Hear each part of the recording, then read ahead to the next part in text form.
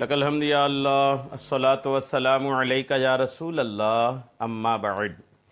سلسلہ ہے تذکرہ اسلاف کا اس مبارک بابرکت اور پر از رحمت سلسلے میں ہم اپنے اسلاف کا، اپنے بزرگوں کا ذکر خیر، ان کے یوم ولادت اور عرس کی تاریخوں پر خصوصی طور پر کرنے کی سعادتیں حاصل کرتے ہیں۔ آج جس عظیم الشان شخصیت کا ہم ذکر خیر کرنے جا رہے ہیں وہ ہیں قطب العارفین تاج الاصفیاء حضرت علامہ حافظ شاہ محمد جمال الدین ملتانی چشتی نظامی رحمۃ اللہ تعالی علیہ۔ آج آپ کا ذکر خیر ہم اس مناسبت سے کرنے جا رہے ہیں کہ 5 جمادی الاولیٰ 1226 ہجری کو اور مطابق 29 مئی 1811 عیسوی کو حضرت کا وصال ہوا تھا۔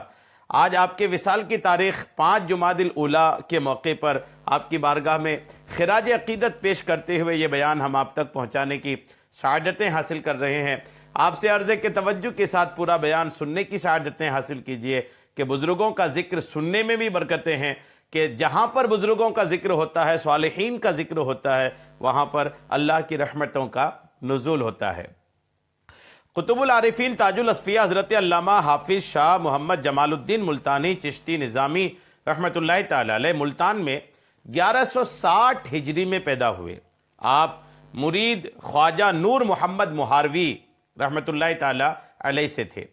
استاذ علامہ پرہاروی رحمۃ اللہ تعالی علیہ کے تھے آپ۔ علامہ پرہاروی رحمۃ اللہ تعالی علیہ ایک عظیم الشان شخصیت ہیں، آپ ان کے استاذ تھے۔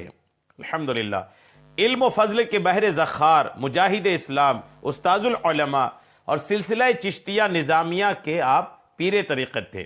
5 جمادی الاولیٰ 1226 ہجری مطابق 29 مئی 1811 عیسوی کو ملتان پاکستان میں آپ کا وصال ہوا، جہاں آپ کا مزار فائز الانوار مرجع خلائق ہے۔ الحمدللہ آئیے تذکرہ اکابر اہل سنت پاکستان کے صفحہ نمبر 121 کے حوالے سے میں آپ کو اس عظیم الشان بزرگ کے تعلق سے کچھ باتیں عرض کرتا ہوں، آپ توجہ کے ساتھ سماعت فرمائیے۔ مرجع الفضلاء والاکابر حضرت مولانا حافظ محمد جمال الدین ملتانی رحمۃ اللہ تعالی علیہ لکھتے ہیں، تاج الاصفیاء امام الاولیاء حضرت مولانا حافظ محمد جمال الدین ابن محمد یوسف ابن حافظ عبد الرشید قدست اسرارہم تقریباً 1160 ہجری 1747 عیسوی میں ملتان شریف میں پیدا ہوئے۔ اپنے دور کے اجلہ فضلاء سے علوم و فنون کی تحصیل کی۔ آپ دور طالب علمی میں ہی علم و فضل، ذکاوت و فطانت میں تمام طلبہ پر فوقیت رکھتے تھے۔ جو بھی آپ سے مباحثہ کرتا اسے ناکامی کا منہ دیکھنا پڑتا۔ کتاب دائرۃ الاصول تک علم حاصل کیا تھا کہ آپ کو شرح صدر حاصل ہو گیا، اور جذبہ الہیہ اس قدر غالب ہوا کہ عبادات و ریاضات میں منہمک ہو گئے، مشغول ہو گئے۔ مرشد کامل کا شوق پیدا ہوا۔ اسی تلاش میں حضرت شیخ رکن الدین ملتانی رحمۃ اللہ تعالی علیہ کے مزار پر انوار پر حاضر ہوئے، اور ہر روز ایک قرآن کریم ختم کرتے اور پیر کامل کے لیے دعا مانگ کر کے حضرت کی بارگاہ میں ہی سو جاتے تھے۔ ایک رات حضرت خواجہ خواجگان خواجہ نور محمد مہاروی رحمۃ اللہ تعالی علیہ کی خدمت میں حاضری، حضرت خواجہ نور محمد مہاروی رحمۃ اللہ علیہ کی خدمت میں حاضری کا ارشاد ہوا۔ فوراً مہار شریف حاضر ہوئے اور سلسلہ عالیہ چشتیہ نظامیہ میں مرید ہو گئے۔ حضرت حافظ صاحب کو اپنے شیخ سے عشق کی حد تک محبت تھی۔ سفر و حضر میں حاضر خدمت رہتے اور وضو کرانے کی خدمت آپ خود انجام دیتے تھے۔ ایک دفعہ حضرت شاہ فخر الدین دہلوی رحمۃ اللہ علیہ کی خدمت میں کسی نے عرض کیا کہ ملتان میں حضرت خواجہ بہاؤالدین زکریا سہروردی رحمۃ اللہ علیہ کی عظمت کے سامنے کسی ولی کا تصرف کام نہیں کرتا، اور دوسرے سلسلے کا کوئی بزرگ وہاں کسی کو بیعت نہیں کرتا۔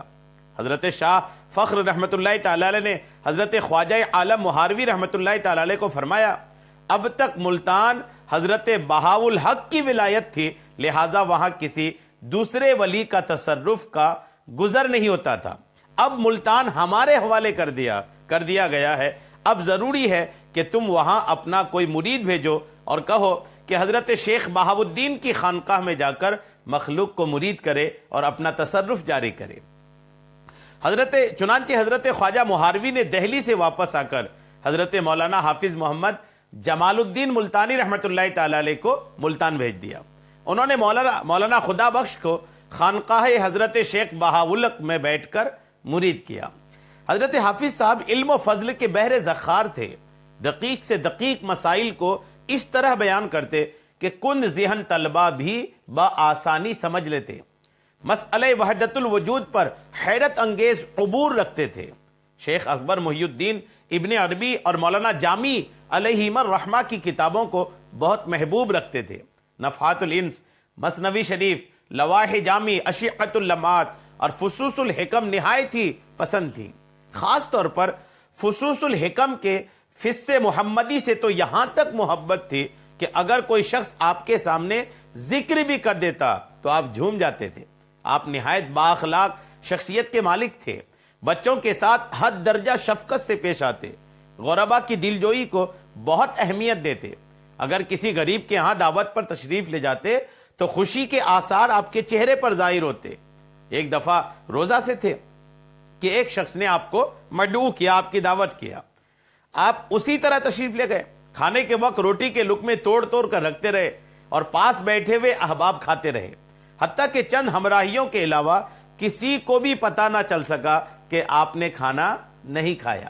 غور کیجئے، ایک تو عبادت اور عبادت کو چھپانے کا انداز دیکھیے۔ روزے سے ہیں، خادم نے، کسی چاہنے والے نے دعوت کی، دعوت بھی قبول کر لی، دسترخوان پر بھی بیٹھ گئے اور احباب بھی ہیں، سب کھا رہے ہیں، آپ صرف انداز آپ کا یہ تھا، آپ روٹی اٹھاتے توڑ توڑ کر کے کنارے رکھتے، آپ نے روٹی کھایا نہیں، اور اکثر جو دسترخوان میں آپ کے ساتھ بیٹھے تھے ان کو پتہ بھی نہیں چلا کہ آپ نے روزہ رکھا ہے اور کھانا نہیں کھا رہے ہیں۔ کچھ ہی لوگوں کو بس آپ کے جو خاص لوگ ہوا کرتے تھے صرف انہی کو پتہ چلا۔ غور کیجئے، عبادت کو چھپانا کوئی ان سے سیکھے۔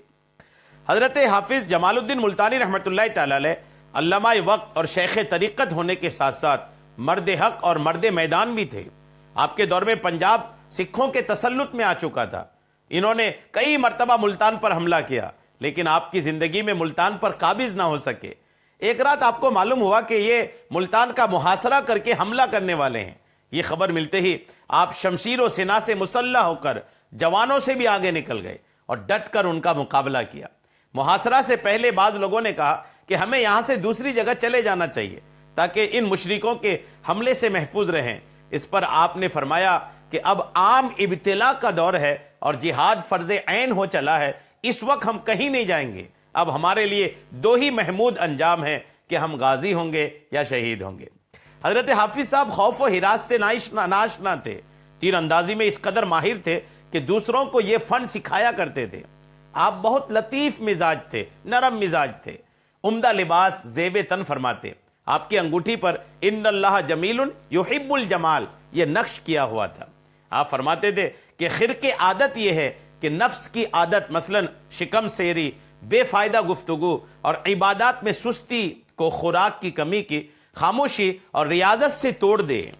الحمدللہ نیز فرمایا کرتے تھے کہ جو امر بھی ظاہر ہو یہی سمجھنا چاہیے کہ یہ در حقیقت اللہ عز و جل کا فعل ہے اور ما و شما صرف وہم ہیں۔ کتنی پیاری بات آپ نے کی کہ آپ فرماتے تھے کہ خرق عادت یہ ہے کہ نفس کی عادت مثلا شکم سیری، بے فائدہ گفتگو اور عبادات میں سستی کو خوراک کی کمی خاموشی اور ریاضت سے توڑ دے۔ کھانے کی کمی خاموشی اور ریاضات سے، بے فائدہ گفتگو اور عبادات میں سستی، ان تمام چیزوں کو جو توڑ دیتا ہے یہی اصل کرامت ہے۔ یعنی جو اپنے نفس کو توڑ دیتا ہے، نفس کو قابو کر لیتا ہے اور طرح طریقے سے اپنے عبادات اور ریاضات اور خاموشی سے جو اپنے نفس کو قابو کر لیتا ہے، اصل کرامت یہی ہے۔ غور کیجئے کتنی عظیم الشان شخصیت ہیں الحمدللہ حضرت حافظ جمال الدین ملتانی رحمۃ اللہ تعالی علیہ۔ حضرت حافظ صاحب رحمۃ اللہ تعالی علیہ سلاسل ارباب مجاز تھے لیکن سلسلہ عالیہ چشتیہ سے زیادہ انس رکھتے تھے، اس لیے اکثر و بیشتر اسی سلسلے میں آپ مرید کیا کرتے تھے۔